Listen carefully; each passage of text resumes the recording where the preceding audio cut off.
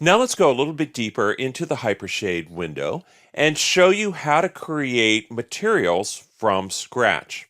I have a scene here with a sphere, and there's really nothing in it. The sphere has a basic Lambert 1 material on it, so it's kind of an empty scene here. So let's go ahead into our Hypershade window.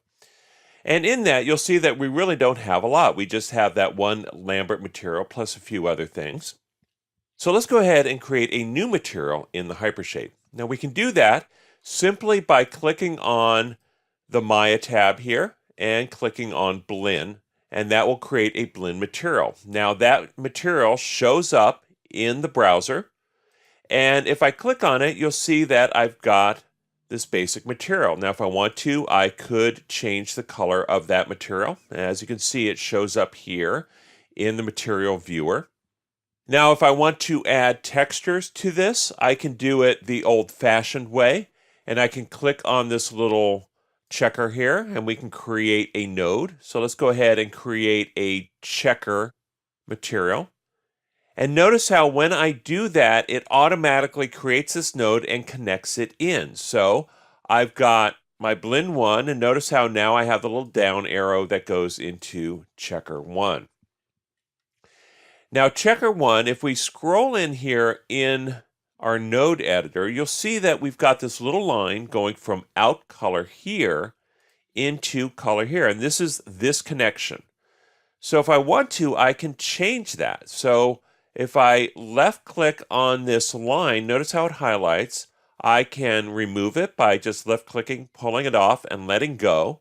And now we default back to that, and notice how that connection goes away. This is a great way to disconnect things in Maya. But let's say we wanted that checker to be on transparency instead. So all I have to do is left click and drag, and we can plug this in wherever we want. So if we go down to the bottom, you'll see we have transparency, let go, and now this is transparent. If I want, I could plug this into multiple ones. So if I pull this out and plug it into color, it'll now have a checker color on top of checker transparency. Now, if we want to, we can also create other types of nodes and plug them in. So let's say I wanted something else to affect the color of transparency. All I have to do is create another node and plug it in. So I'm going to go over to my Create tab here and go into 2D textures. And so let's pick a 2D texture to plug in. Let's go ahead and use cloth. And if I click on this, notice how it brings it in, but it doesn't connect it to anything. All I did was create the node. I didn't tell Maya where to put it. So let's go ahead and zoom in just a little bit here and take the out color of cloth 1 and plug it into transparency. And when I do, you'll notice that now that color controls the transparency. So if I dial it down, you can see how we can affect the transparency of that object. Now what we've done here is we've simply created a blend 1 render node. Now if I minimize this window here, you'll see that I'm not seeing it on my object itself. Now if I wanted to, I could go into lighting shading, assign existing material, and now blend 1 shows up here. I can also select it and right click above it and do assign existing material. So if I select blend 1, it will now apply, and if I turn on hardware texturing, that will apply to that object.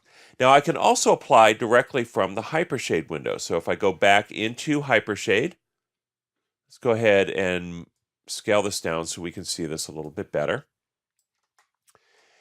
I can select my object and then hover over any one of these, right click on it and say assign to selection. And when I do that, it assigns that material to selection. So if I hover over blend 1, assign material to selection, there we go.